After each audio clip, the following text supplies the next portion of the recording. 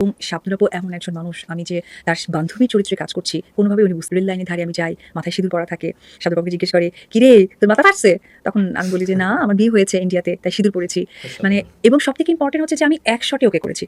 তখন তো ডিজিটাল ছিল না। তো এটা নিয়ে আসলে আমাদের যখন আমরা লাঞ্চে সবাই বসেছি, খুব স্বাভাবিকভাবেই নায়ক-নায়িকা তাদের মতো করে লাঞ্চ করে। কিন্তু আমাকে কিন্তু শাবনূর আপু ডেকে নিয়েছিল। ডেকে নিয়ে তার পাশে বসিয়ে বলছিল যে, "তুমি এত ভালো অভিনয় করো, এত ভালো কাজ করছো, তুমি কি জানো যে বড় হলে নায়িকা হতে পারবা?" তাই আমি বললাম, "না, আমি তো আপনাকে অনেক পছন্দ।" অসাধারণ। অপু বিশ্বাসকে জিজ্ঞেস করছে যে তুমি তো বড় হয়ে নায়িকা হইতে পারো, এবং শাবনূরের সাথে বান্ধবীর চরিত্রটা যেভাবে ফুটিয়ে তুলছে যে তো বিয়েই গেছে, মানে অসাধারণ মোমেন্ট। আমি আর কি বলবো, আপনারা তো শুনছেনই প্রথম, সেটা ভালো লাগছে না, আমার কথা কেন শুনবেন? অপু বিশ্বাস যেটা বলে দিছে আমাদের আর সেটা বলা লাগে না। সুন্দর মোমেন্ট, সুন্দর আবহাওয়া, ডায়লগ কুইন অপু বিশ্বাস এবং শাবনূর ওদিনকে একটা ভবিষ্যৎবাণীতে সব শেষ। শাবনূরের কেরিয়ার ডাউন হয়ে গেছে, শাকিব খান অপু বিশ্বাস রাজত্ব শুরু করে দিয়েছেন। এটা একটা ভালো ইঙ্গিত, ভালো মুহূর্ত। আপনাদের কাছে কেমন লাগছে সেটা কমেন্টে জানান।